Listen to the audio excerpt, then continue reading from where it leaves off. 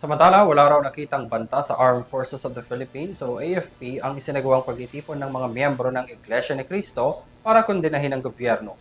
Nananatili pa rin namang nakataas sa heightened alert ang AFP para i-monitor ang sitwasyon ng mga relihista. Narito ang report ni Alvin Pelobelio. Iginit ni Defense Secretary Gilberto Teodoro Jr. na bahagi lamang ng routine security measure ng Armed Forces of the Philippines ang pagtaas ng Red Alert status kasunod ng rally ng religious group na Iglesia ni Cristo sa EDSA na nagsimula Martes ng umaga. Itinaas ng AFP ang Red Alert status sa lahat ng unit sa National Capital Region upang matiyak na naka-heightened alert ang tropa sa gitna na nagpapatuloy na mass demonstration ng INC sa EDSA People Power Monument.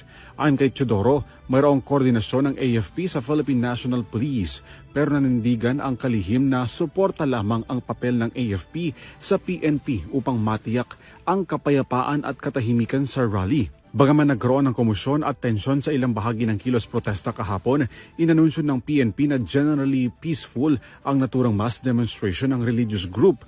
3 PNP personnel ang nasugatan habang 2 mula sa mass demonstrators ang naaresto dahil sa pananakit umano sa pulis. Agad ding pinalaya ang mga naaresto. Patuloy naman ang panawagan ng military sa mga organizers ng kilos protesta na tiyaking nasusunod ng kanilang aktibidad ang batas para maiwasang makaistorbo sa anumang public order o magdulot ng anumang abala sa mga commuters, workers, student at iba pang miyembro ng publiko. Nitong Martes, inanunsyo ng Malacanang Palace na nakansela ang mahalagang appointment ni Pangulong Ferdinand Marcos Jr. dahil sa rally ng religious group. Kabilang din sa mga hinigpitan ng seguridad ang paligid ng palasyo ng Malacanang. Kasabay naman ang pagdalo ni PBBM sa ika-79 na anibersaryo ng Philippine Air Force, nanawagan ito sa mga miyembro ng hukbong himpapawid na maging tapat sa kanilang constitutional duties at panatilihin ang mataas na standard ng professionalism, disiplina at integridad.